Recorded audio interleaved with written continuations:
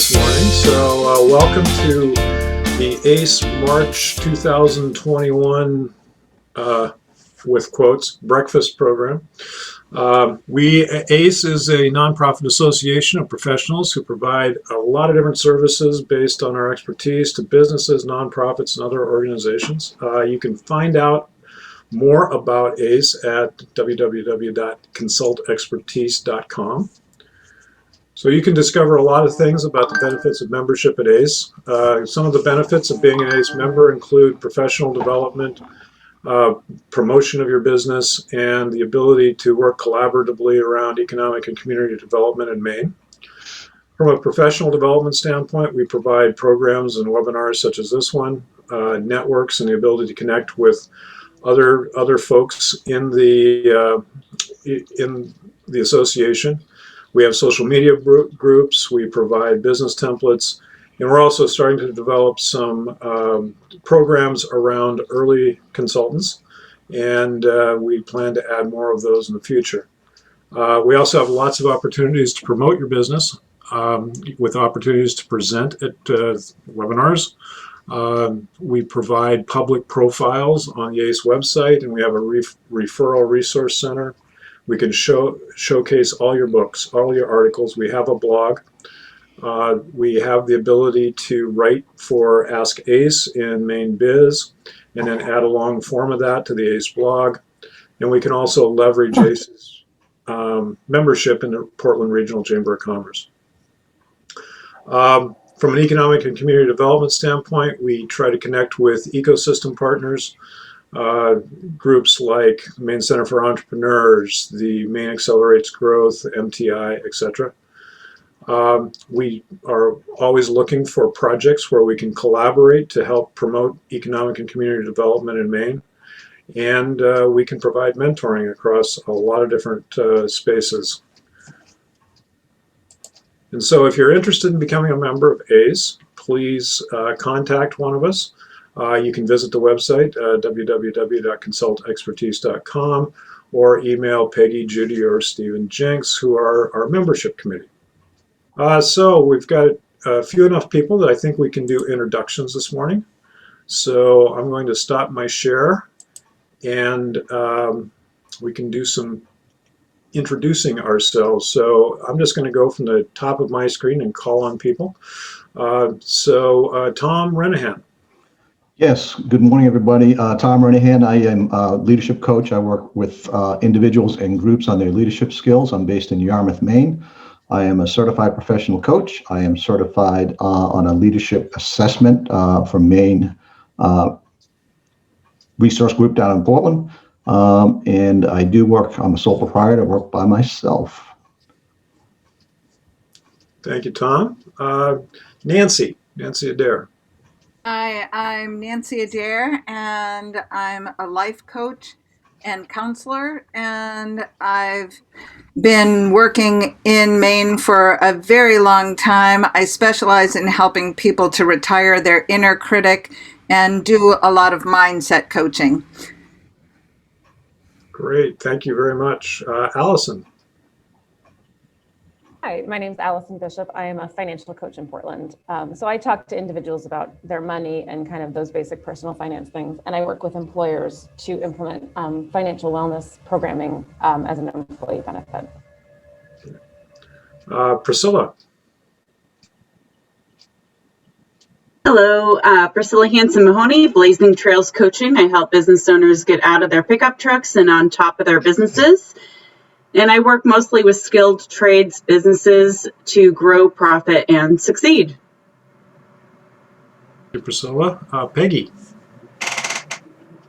Peggy Siegel of Peggy Siegel Consulting. I work primarily with solopreneurs developing and editing content across all platforms and can consult about their business development.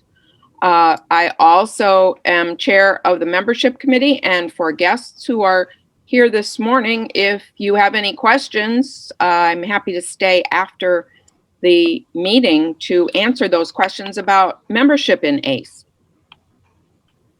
Thank you, Peggy. Jeffrey Carpenter. I'm Jeffrey Carpenter. I am the Workforce Recruitment Specialist for Woodford's Family Services.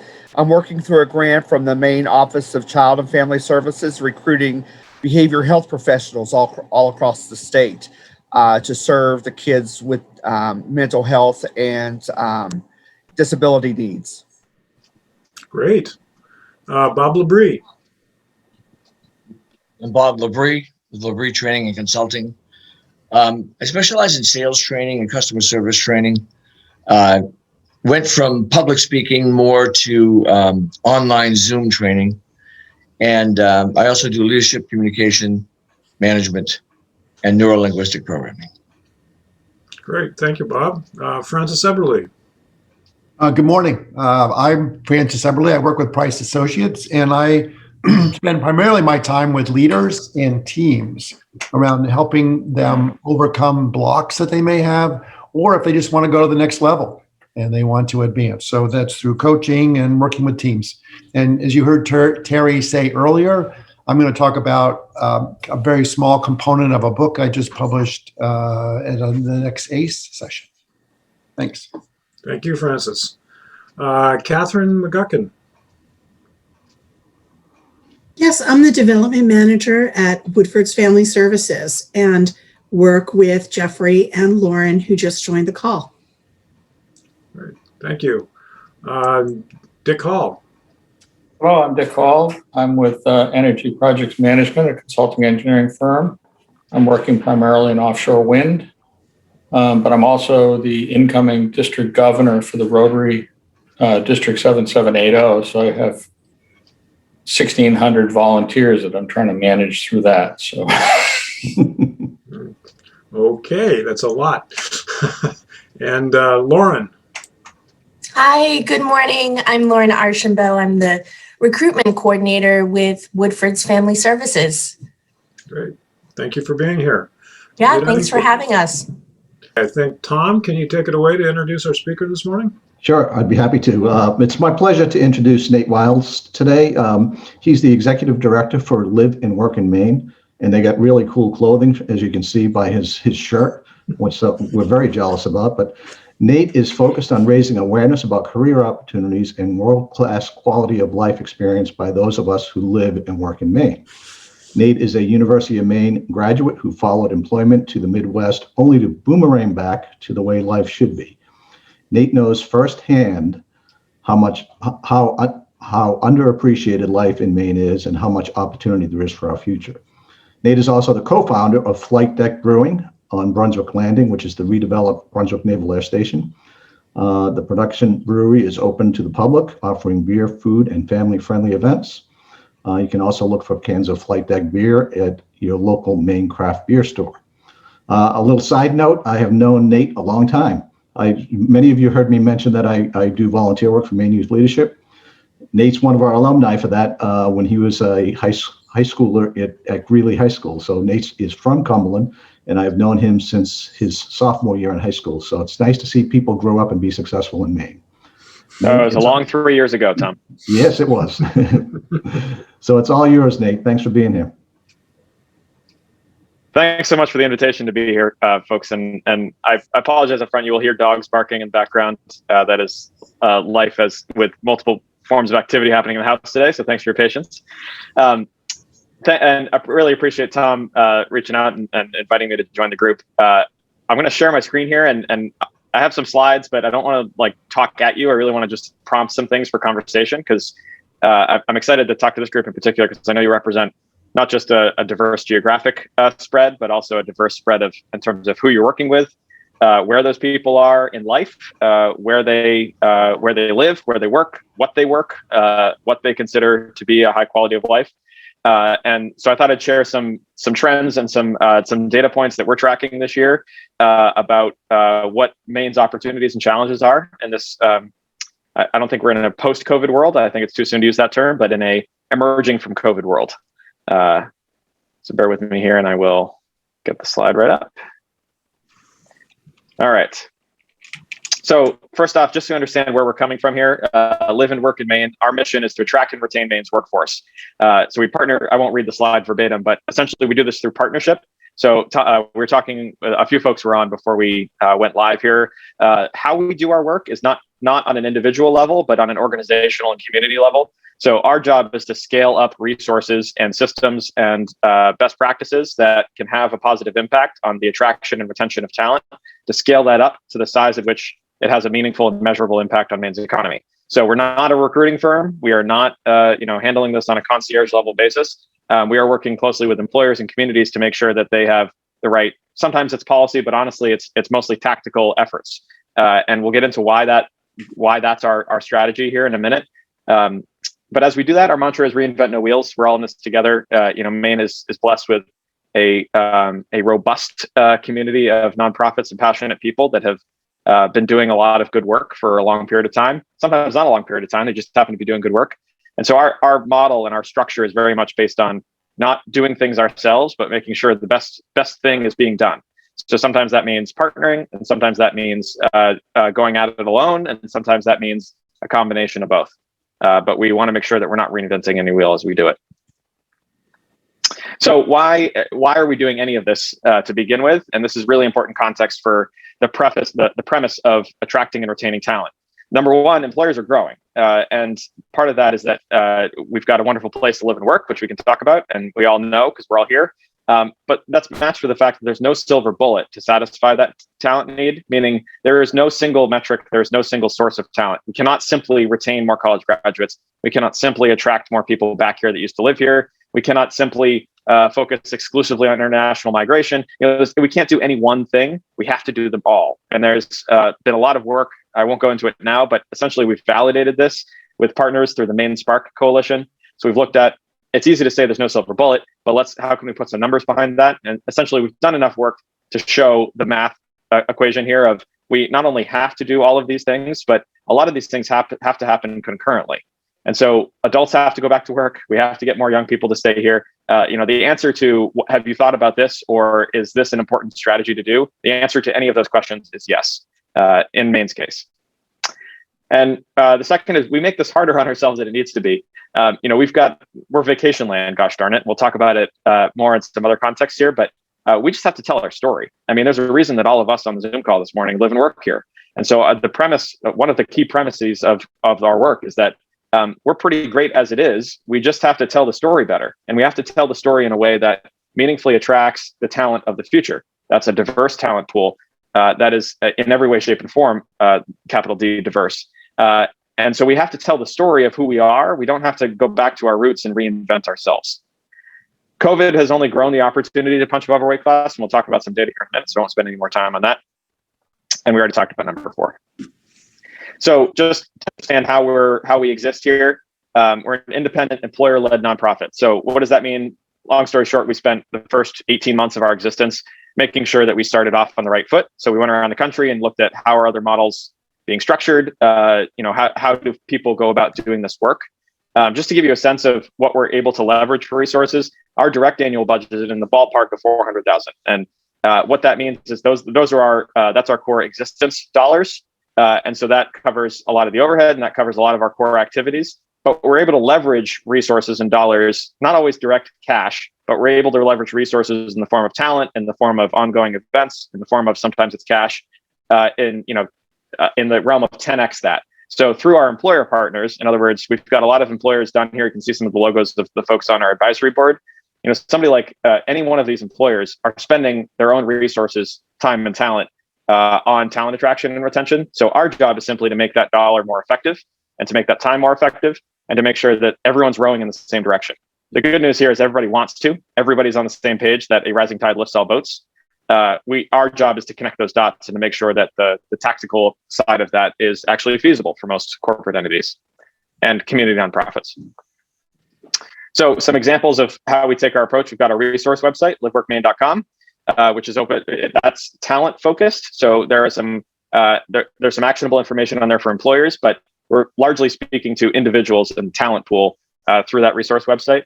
We've got our job board, which again has sort of the supply and demand side of that's how we engage employers who have opportunities that they want to market. We've also got the opportunity to give talent a call to action to say, don't take our word for it, check out the jobs yourselves. We've got some great programming that, frankly, this was 2020 was going to be the year of rolling out a lot of great programming we've been developing over the last few years. Clearly, that didn't happen, but that's in the pipeline and ready to go as soon as it's safe to do so. We've got a number of scalable marketing campaigns that we can go into here if questions come up. And then press and PR is a huge component of what we do. Anybody who's lived in Maine for the last 10 years understands the bell curve of Maine getting attention. It's really easy to get attention for things that were considered to be negative or challenging or politically hot, et cetera. It's not so easy to get press attention for the good stuff. And it's the same mantra in business, right? One bad negative customer review outdoes 10 or 20 positive ones. So we have the same problem as a state. If we don't take a proactive approach to putting our best story out there, we're going to get flooded by the news media's default, looking for the bad. And so our job here, our primary role is to make sure that the positive stories or stories that frankly are just factual, but help to support the need to attract talent, get it out there. Okay, so what do we know about would-be Mainers? Number one, and this is based on a series of different research projects that our job is not to research, our job is to take action, but we're fortunate to be looped in on some research projects that others are running. So those research projects over the last 5 years have validated a lot of these key points. Number one, anyone who's able to relocate somewhere, this is generally speaking, this is within the United States, but some of these apply globally as well.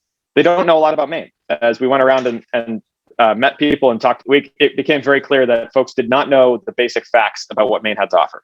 The second is perspectives about Maine are incorrect. So if they thought they knew something about Maine, they thought stuff that wasn't necessarily true, or that is maybe true for a very small portion of our state, but not true as a generality.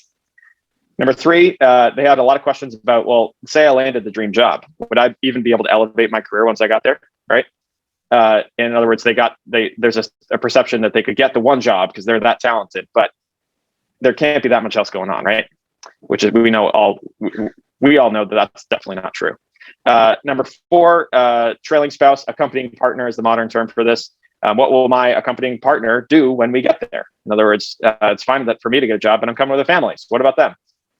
And then there's an opportunity to use remote working as a hook. In other words, this is something I'm just about to dive into the data here that shows essentially remote work is the teaser. That's the sales pitch that converts people. We can trick them into being here for a short period of time. They might get here thinking they're here only for 6 months, right? Those folks who came in 2020 for a respite from COVID said, oh, this will just be like a 4-month thing, a 6-month thing. And it turns into a lifetime. So let's talk about the value of attracting remote workers real quick, just to make sure that the data we're about to go into is contextualized properly. So number one, there's a need for talent in Maine. We talked about this. There's a huge mismatch. There's a skills gap. There is no doubt about it. We need more people here. Maine is a who you know networking space. So meaning, as you all know firsthand, physically local talent or being physically present, even physically present in Maine while Zooming with someone else in Maine, is a lot easier to close the deal, whatever that deal may be. And so we know that if you're physically here, even if you're not working for an employer in Maine, being physically in Maine makes you much more likely to work for a Maine-based employer in the future. Number one, if they bring their job with them, there's some very obvious financial benefits here, right? Local property taxes, excise tax, meals and lodging. I mean, they're importing dollars that are not coming from a Maine-based employer. So that's all net new, right? There's a great opportunity for diversity. So we've got the opportunity, number one, Maine employers are actively working on this, but that's sometimes a slower process to purposefully and proactively increase the diversity of your workforce. That can take a little bit longer than directly recruiting that diverse talent, having them bring the job they already have, getting them here, getting them acclimated, making them fall in love with Maine, and then giving them an opportunity to convert their work here as well. And then dollars spent on workforce amenities in traditional work environments are instead spent locally. So instead of putting dollars into your corporate office, you're putting dollars into local furniture, into art, into utilities, into things that normally would be aggregated at a corporate level, are spread across our communities, and there's a greater impact for local impact there. So Maine's edge in remote working. Quality of life becomes more important. These are sort of obvious things we've all learned over the last year, right? But it's worth stating. Quality of life becomes more important when your work is close to home. Case in point, the dog's in the background here. And the reason they're barking is because we're having some work done in our basement. Why? Because we realized that working from home, it's really important to have your own space. Well, imagine that. We're making an investment in our local community, employing locals to help us have a remote work that lasts, right? Number one, additional space and square footage is desired. So it's really hard to do this in a studio apartment. So we're pretty fortunate in Maine that everyone has some semblance of a yard, whether you own it or not. You've got outdoor space easily accessible to you everywhere. Cost of living is lower than big metro areas. We can talk about dollars if you're interested, but if you want to have the spreadsheet argument, if you're having a fact-based spreadsheet argument, Maine comes out on top every single time. And cherry picking certain tax rates is a losing proposition when you're attracting talent, meaning the bottom line numbers are in Maine's favor. Easy, affordable access to Boston, New York City via car train. I mean, you pick your way you want to get there, you can get there. Leading with the Maine brand, so we can talk about some examples, but in short, we've proven that when you're trying to attract talent, leading with Maine branding and Maine-based messaging is more effective at converting that talent into full-time employees than is leading with an employer brand. In other words, when an employer goes out there and says, please come work for me, that's not as effective as saying, please come to Maine, we've got great opportunities. And the second or third option becomes, where do you want to go work? Okay, so here's some survey results from a survey we went on. This is not a scientific survey, so case in point, we are shamelessly intent on showing that Maine is a great place to live and work. So the purpose of this survey is simply to capture information that helps us more accurately and more effectively engage with people that we want to stay here, we want to come here. So we asked about 2 months into lockdown. So I think this went out like mid to late April originally. It stayed open for a few months. This survey was targeting remote workers. One of the interesting facts from this thing, we called it the remote worker survey. What was interesting is to see who was identifying themselves as a remote worker. In other words, in April, almost everybody who was traditionally commuting somewhere for an office job was a remote worker. But a lot of those people were not considering themselves a remote worker. So that was part of the finding here before we get into the specific results. The nuance of who a remote worker is still being established individually here. So when we asked, what is the current status of your work setup? The majority of folks, about half the folks, they started remote working from their home in Maine because of COVID. So just for future questions, just understand the majority of folks that answered this question were COVID influenced in their decision to remote work. When we asked, would you recommend working in Maine? The scientific term here is hell yes. I would recommend remote working in Maine for everybody that replied here. Has remote working in Maine made me better at my job? Excuse me for just one moment. Has remote working in Maine made me better at my job? 1 is worse and 5 the same, 10 they got a lot better. So largely speaking, everybody was the same or better, right? So in other words, remote working is not decreasing my productivity from a work standpoint. It's only increasing it. Has remote working improved my quality of life? Again, scientifically speaking, hell yes is the answer to that question. And remember, this was a year ago, or about 10 months ago or so that a lot of these answers came in. So this was early on in the pandemic. So we anticipate some of these, we anticipate our hypothesis here based on what we're seeing anecdotally. We haven't gone out with the same survey question, but anecdotally, speaking with a lot of folks that filled out the survey, what we're hearing is a lot of people changed their answer, but it was probably the same number of folks. In other words, parents of young children may be decreasing their number here as schooling from home went on. They realized it wasn't as sustainable as maybe it was for the first few months. Conversely, some people who were really anxious, I can share in that, right? When the pandemic was hit and lockdown was here, we didn't understand as much about the virus as we do now. The case count was only going up. It wasn't really going down. We didn't have a sense of what was coming in the future. That made life a little bit harder to enjoy. But now that we're becoming a little bit more confident and understanding what COVID is and understanding when our likelihood of getting a vaccine is, et cetera, those numbers might go up. So we anticipate largely the answers to be the same, but the types of people answering at certain levels might have changed. Is my company supportive of remote working? Largely, yes. And this was incredible in that at the time here, this was a reluctant, pre-COVID, there are a lot of employers, and I'm going to show some logos here in a minute of employers that were represented in some of these answers. In other words, folks worked for everybody from Google to Maine-based companies that filled this out. A lot of those employers were very hesitant or actively working against remote working.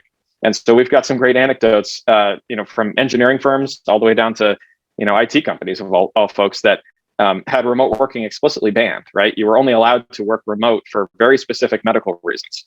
And because of COVID, they were forced to accept it. And because it has proven to be successful, they've flipped the script there to say, not only are we going to allow remote work, but there's a number of companies that we've been talking with recently who have just gone to the opposite extreme. Say like, holy cow, we've been spending gobs of money on our office and it's making people less effective. I mean, my God, we've never been more productive over last year than ever before. So why are we spending all this money on the home office?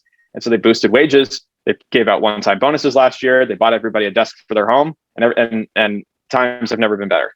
And so there's opportunities here to say remote working is either a hybrid approach or a pure approach, but it's here to stay for sure from a cultural standpoint.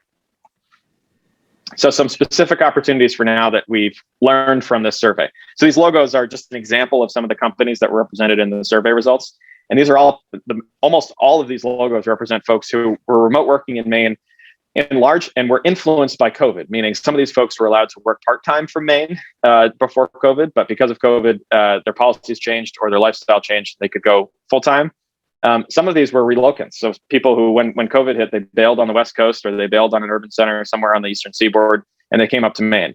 There's a story on NPR recently that featuring a couple that moved from California. They brought their jobs, they bought a house. I mean, we've all seen, heard, felt those stories. This is statistically, we're able to capture these direct stories through the survey, which is fascinating. So what we can do is build on existing workforce. So essentially, we've got a lot of one thing we learned, just as one example, and I'll move on. IBM before COVID had 150 remote workers in Maine. 150 people working for IBM remotely in Maine. That's an incredible number of people for Maine. And they themselves did not identify, IBM as a corporate entity did not have an identity of that cohort. In other words, they did not identify the cohort and provide them resources for getting together locally in Maine, even though they all lived within an hour or two of each other, right? And they all shared in the same quality of life. And so it's a great opportunity for retention play there for IBM. And they just weren't conscious of that. And that group was doing it themselves, but it wasn't in the context of being an IBMer. It was just in the context of, well, why wouldn't we get together? We live next door and we Zoom all the time on various calls, various corporate needs. Let's see each other. So there's an opportunity to play that up and to not only maintain that, but to grow it and to work with other employers to say, hey, look, there's not just an opportunity to allow your folks to live and work in Maine. There's an opportunity to support them in doing so.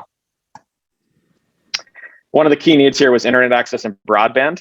I'm not going to talk about this because a lot of people have been talking about this lately, of the need for it. The one thing I want to highlight for you all is that what we've been doing over the last couple of years is showcasing how good internet actually is in Maine, which is not to say we disagree with the need for better internet or more internet coverage throughout the state. It's to say this is a classic example of, if all we ever talk about is that internet in Maine is terrible and we need better internet, then people will assume we don't have internet. And we're all looking at each other now on Zoom, and I'm looking, and everybody's faces are pretty clear. I would say most high definition here. So, no one's on dial-up. In other words, there is internet to be found in Maine. If you need to live and work, or if you want to live and work in Maine, it is possible. It is not impossible. We are looking to improve this, but all you have to do is check the address. And so we had this little micro campaign last year of, if you're looking for high-speed internet in Maine, it's here. Just check the address, because it might literally be on one side of the street and not the other, right? That's the reality of our build out. But it's untrue that internet is bad in Maine. What's true is great internet cannot be found everywhere in Maine. Great internet can only be found in some places right now. And that's growing. And there's a great opportunity here. This is a good example of an area in which we like to influence, because there's a great opportunity here for Maine to leapfrog and become, if you've ever heard this story of how Africa leapfrogged from a telecommunications standpoint, they didn't build out copper lines across the continent. They built cell towers. And so they leapfrogged, 3 or 4 decades worth of technology in a matter of years and went straight to cell phones. And so there were more cell phones active in Africa than in North America for a short period of time, because they had just beaten us to the punch in looking ahead to what's coming. So we've got the opportunity to look ahead to what's coming here with satellite broadband, et cetera. I'm on the wait list for a Starlink connection because I'm excited to test it, to prove that you don't have to live in a cabin in the woods to take advantage of something like that. There's really great stuff coming, and we've got the opportunity to look. It's not 10, 20 years. I mean, this is like 2 or 3 years ahead here before we spend tens of millions of dollars on fiber. Maybe we should be looking up. So the other thing that they need is networks. People want to connect with people. And so there's not a structured connection here. There's a lot of informal, wonderful connections that people have built themselves, but there needs to be more institutionalized connections in order for this to grow and to be sustained. And so we're working on a variety of ways to do that. But what we try to do in talking to groups like this and meeting folks who want to help. This is one of those things where if you want to help, just connecting with others who want to help too is almost the best way to do it. Because the more other people know that other people are out there, the better off we're going to be in terms of happiness and productivity. And we need marketing initiatives. We need awareness. It still is a challenge that folks don't know the basics. They don't know the facts. And so we see that as our primary role here, is to make sure that people understand what Maine has to offer, first and foremost. As an example of that, the Opportunity Maine tax credit, plugging this because it's tax season. We have an extra month now, as most of you have heard, but regardless, the Opportunity Maine tax credit is a tax credit that's been on the books since 2008, but it's just in the last few years taken, it's ballooned. This is actually I apologize, I brought in an old chart. We have 2019 data that continues the trend up. So from between 2018 and 2019, the 2019 numbers are $30 million were reimbursed to student debt payers, meaning what the tax credit does is it reimburses student loan payments for those who live and work in Maine. So, yes, you want to be on, my dog's name is Essex. She'd like to be on Zoom, apparently. So what the Opportunity Maine tax credit does is says, hey, look, you've invested in your education. You now live and work in Maine. You have student debt. Make your payments throughout the year. Come. No. Okay, she's camera shy. So say, come here with your student debt, come here with your job, make your payments throughout the year. When you file your state income tax, file this short little worksheet that shows how much you paid in student debt, and we will reduce your income tax by that amount. So on a practical level, I've taken advantage of this since I graduated from the University of Maine, minus a few years that I was outside of the state. I'm seeking repentance for that. So functionally, what means my wife and I pay our student debt each month. We're fortunate to have not so much, but enough that we're still paying it off in our 30s. And we make our payment every month. When we file our taxes, we get a refund and/or a credit against whatever we paid in our student debts. So it's an incredibly financially lucrative tax credit. It's very powerful from a standpoint of attracting people here. And there's a great opportunity to use this to attract even more to come live and work in Maine. So that's what I wanted to fire hose you with this morning. And what I'd love to, nobody interrupted me, which I probably talked too fast to let that happen, so I apologize. But I'd love to hear from you all about what sounded most compelling, what was most surprising. And if you'd like to go any deeper on certain areas of data, I'd be happy to do so.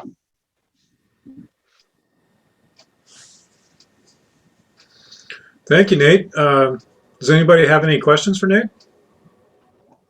Nate, can you clarify the tax deduction on the STEM degrees, or it's STEM and non-STEM, but I thought you had to be a graduate of a Maine school to take advantage of that. Did you say that they can come from out of state and still take advantage of that tax credit? That's right. So the short, and let me pull up the, I've got the website here, opportunitymaine.org. So the tax credit has, everybody see that webpage now? Yeah. So the tax credit has evolved over the years. The most recent iteration of it is for graduates. It's based on the year in which you graduated. So for the record, we did not design it this way. We just market it. The legislature designed it, which is why it's complicated. But if you look at these columns here, this is how you determine how you qualify. So it's based on the year in which you graduated. Before 2016, 2015, 2013, all the way back to 2008, you have to have gone to a school in Maine. You are correct, Tom. For the years 2016 on, you can go to any accredited US-based institution and come to live and work in Maine. And the reason for that is in 2014, 2015, there was a big lobbying effort to say, and this is where the tide was turning. Originally, the tax credit was all about retention. It was to say, hey, we've got a lot of talented people here. Let's try to keep them in Maine. And it was proving to be very effective. But quickly, employers were saying, hey, this is great, but that's not going to cut it, right? Even if we kept 100% of college graduates here in Maine after they graduated from college or university, that's not going to satisfy our talent needs. We've got to go outside the state. And so the credit was expanded to say it's still going to work the same way, but we don't care what school you go to. So this gave employers the opportunity to go out and say, hey, come take my job in Maine, bring your student debt with you, because part of the Maine benefits package here is whether you work for us or somebody else, your student debt will be covered. We'll pick up the tab. It's pretty good. So if you know any young people with student debt, we're happy to work with folks on this, but send them to opportunitymaine.org. here's the dollar amount. So is this just like a 2-line thing you fill out? No. TurboTax sometimes walks you through it, but sometimes not. So this is something that you have to do separately because it's a little bit complicated for the software firms to code. Sometimes you have to do it manually. So you can file digitally and then just supplement your tax return with this worksheet. The end result here is that the credit is worth on average $3,000 to $4,000 per taxpayer. So it's benchmarked. It reimburses whatever you're required to pay. So it's not based on what you can afford to pay. It's based on what your loans are requiring you to pay every month. So if your minimum payment to not default is $100 a month, you get $1,200 back when you file your income tax return. So dollar for dollar, it's a 100% refund. So the end financial result here, I know there's some financial, I don't know if financial advisor is the right term, but financial guides on the call here, Allison and others, that the financial effect here is a net zero. There's zero cost for your student debts if you live and work in Maine. The difference between, Tom, you're asking about STEM versus non-STEM. If you want to get a little nerdy for a quick moment, if you had a STEM degree as determined by Maine Revenue Services, and there's a chart that we link to on the worksheet. If your degree was considered STEM, it's a refundable tax credit. If it's a non-STEM, meaning you studied some baloney like political science, like myself, it's a non-refundable credit. The only difference there is meaning if it's a refundable credit means you get a check in the mail if your credit is worth more than your tax liability. So if you owed $1,000 in income tax, but your Opportunity Maine tax credit was worth $2,000, you'd get a $1,000 check in the mail for the balance. But if that was my case for a non-STEM degree, if I owed $1,000 in income tax and my credit was worth $2,000, I wouldn't get a check in the mail, but I'd get a $1,000 rollover credit for next year. So the financial impact for me is the same, which means I'm gonna receive the same benefit that a STEM degree would. The only difference is, rather than getting cash in the mail, I'll just owe less, even less next year, and you keep rolling that over for like 10 years. So this credit is powerful in that you don't have to make a commitment to live and work here. There's no long-term, 5-year promise that you have to be here. It's relevant it's calculated based on the number of months throughout the year you lived and worked in Maine. So if you moved here in January, you get 12 months. If you moved here in July, you could get 6 months worth of the credit. It's scalable and it will always be effective as long as you're here. So my wife and I graduated. We moved to Cincinnati for a couple of years. We came back. We could take advantage of it as soon as we came back. So there's no punishment if you leave. There's just incentive if you stay. Cool. I did not know about this. This is great. Nate, I have a question about one of the comments you got back on your earlier survey related to spouses and relocating or staying in Maine. And I just have some anecdotal example because my 2 children who were born here and now are moving elsewhere, and partly because of their spouses. So I just didn't know how big of an issue that showed up to be for you in the data. Or is it Huge. just one comment? Great.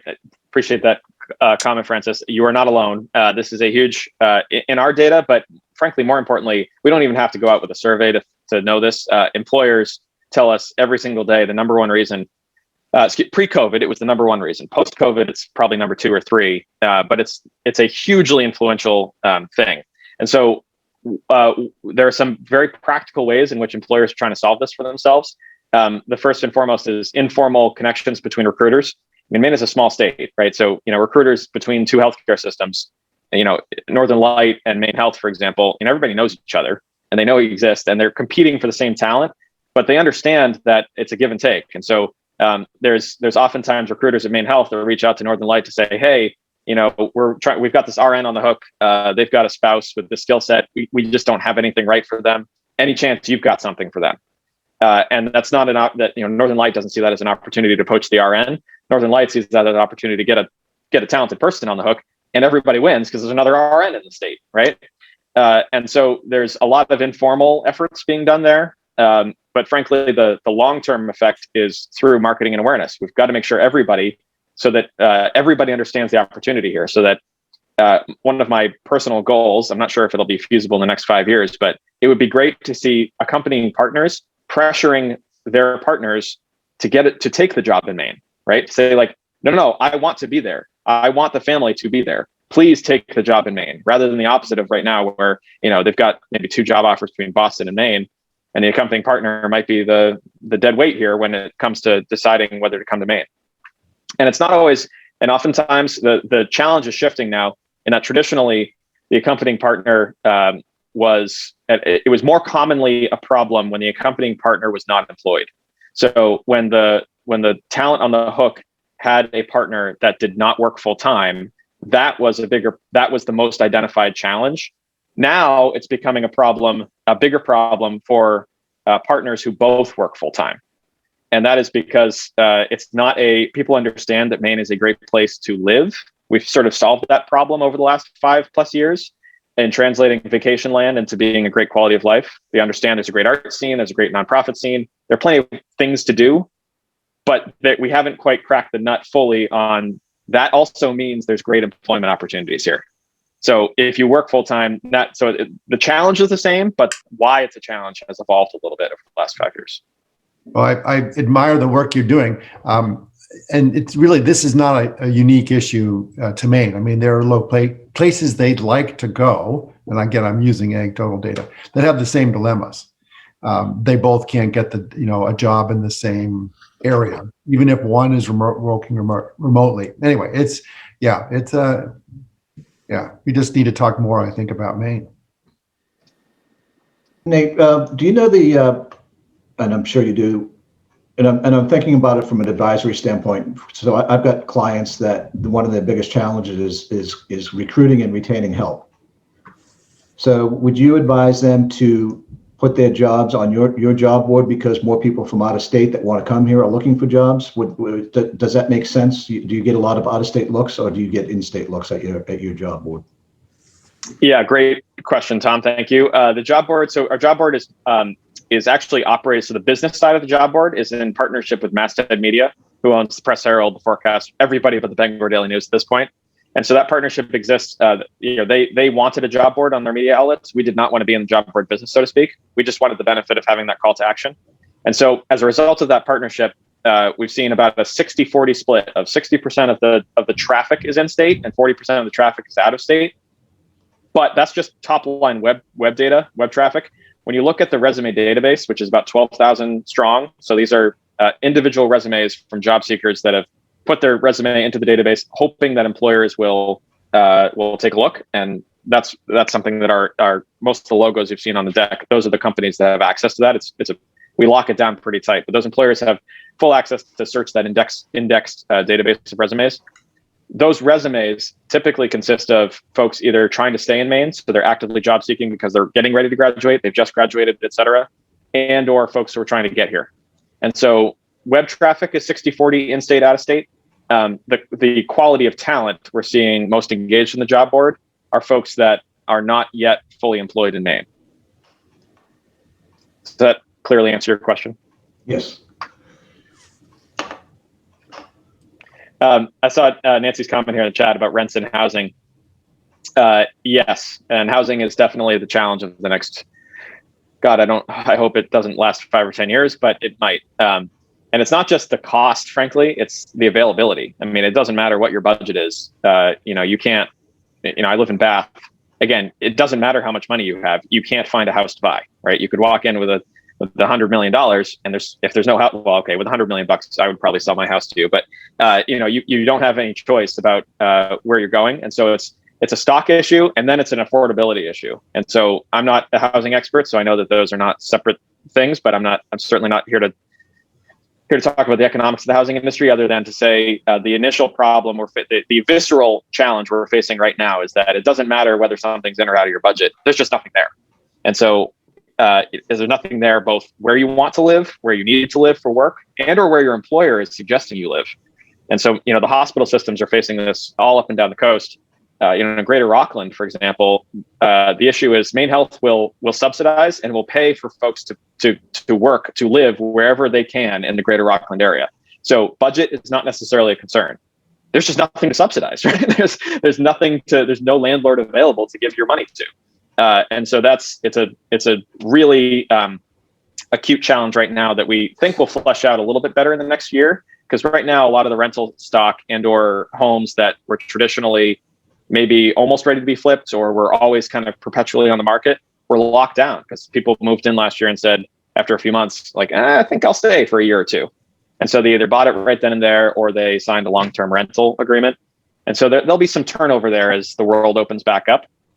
So we our guess, our hypothesis is like fall, spring, this upcoming fall, spring, there'll be some fluctuation in the market.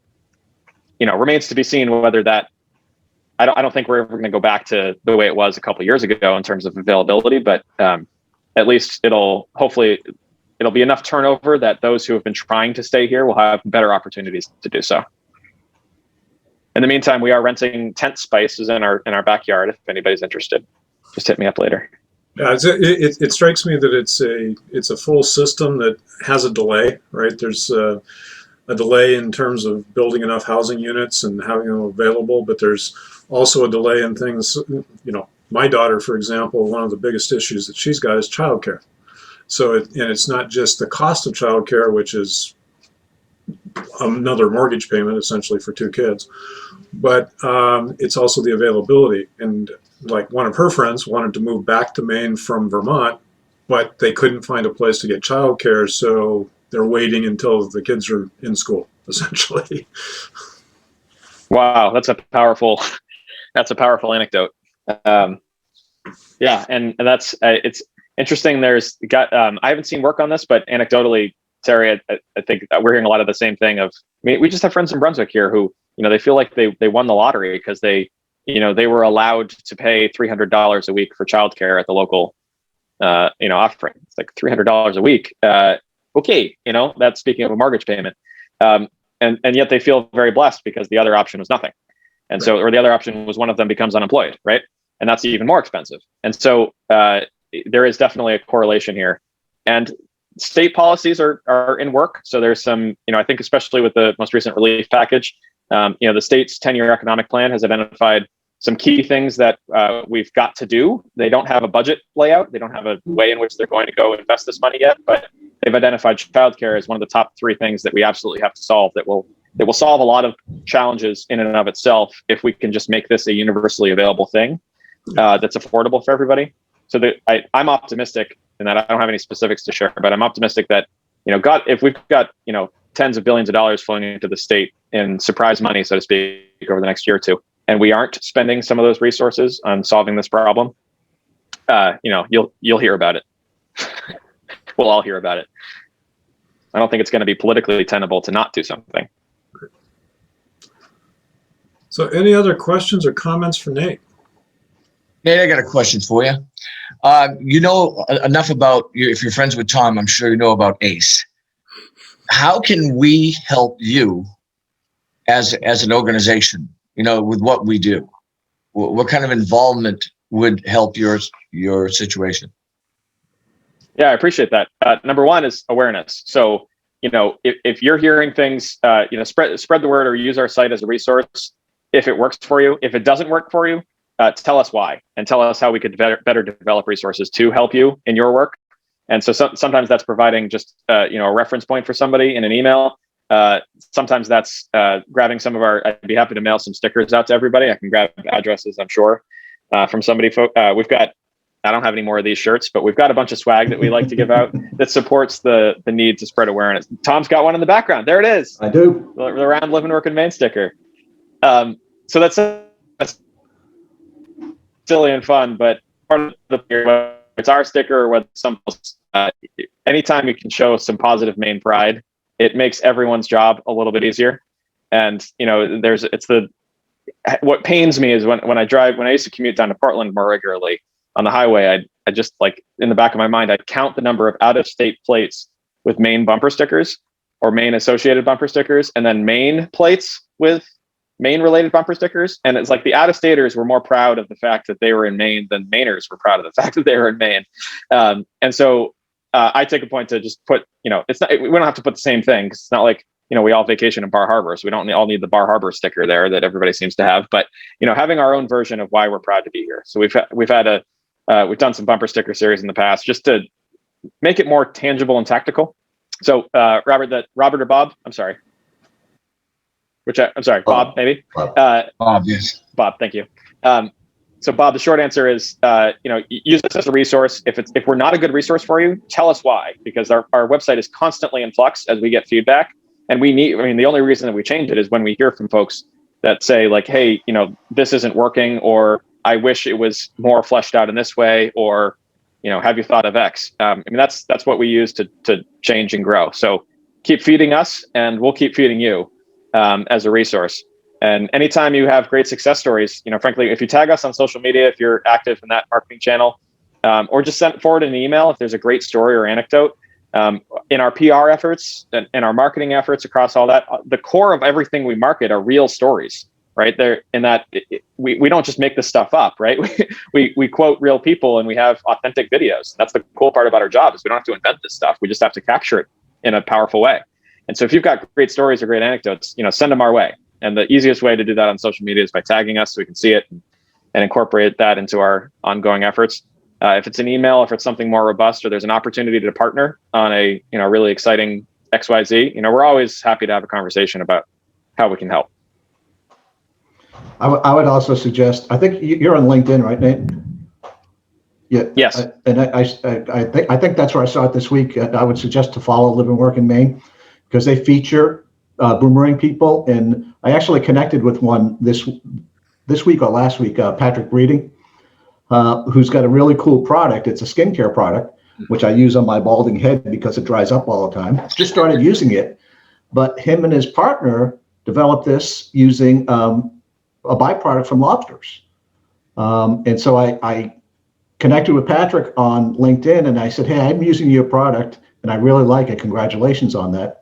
And he's got private messaged me back 3 times this week, asking for input, asking how I found it, things like that. So it's a good way to learn about what's going on in Maine, number one. But then to see a feature like that is pretty cool as well. That's awesome, Tom. Thank you. I was going to say you look fantastic this morning, so it must be a great testimonial in the works for that product. You've got the lobster glow, Tom. That's also behind me. Okay, well, are there any other questions or comments? We got a couple of minutes. Nate, I'm curious about wages. Are we keeping up in Maine with markets like New Hampshire, Portsmouth area, and even Boston? Because I've had friends in business here say, I don't pay Boston wages. Yep. Are we seeing that change?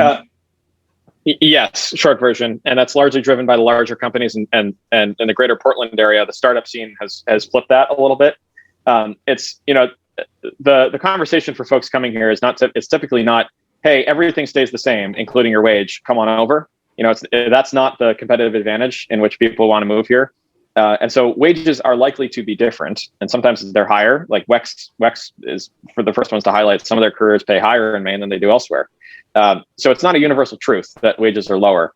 When in which they are, oftentimes it's coupled with the fact that, okay, you can take a $50,000 pay cut and you're making whatever, $250 in Silicon Valley, and you've got a 1-bedroom apartment that you're spending all of your disposable income on. Or you could take a 50% pay cut by coming to Maine, and suddenly you can afford any farmhouse with any amount of land that you want. And there's a quality of life angle to that that's working on a successful level. So there's no, certainly for high-end careers, it's less of an issue because of the affordability of what you can get here.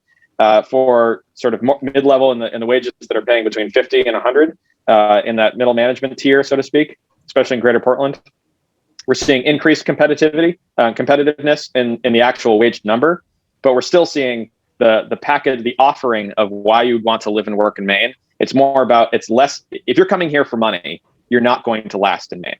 Right? If you're moving from Florida to Maine to take a $10,000 increase in pay, you are going to be sorely disappointed if you don't do your research about what we have to offer year round. Right?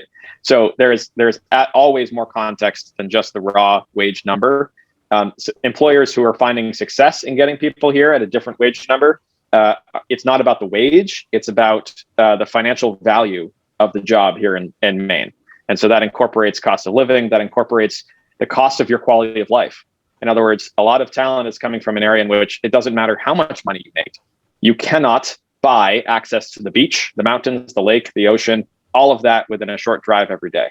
And so if it marketed correctly, and if the employer's culture is supportive of the fact that folks should take advantage of those things, in other words, you're not stuck in the office from 6 a.m. to 6 p.m. every day. Those traction and good success, wages are never an issue. The only employers we're seeing, this isn't a universal truth, but oftentimes the folks who are having the most challenges with wages are facing a cultural challenge as well in adapting talent coming from areas where they're expecting a certain quality of life and coming to Maine where the quality of life is quite different. Got it. Makes sense. Yeah.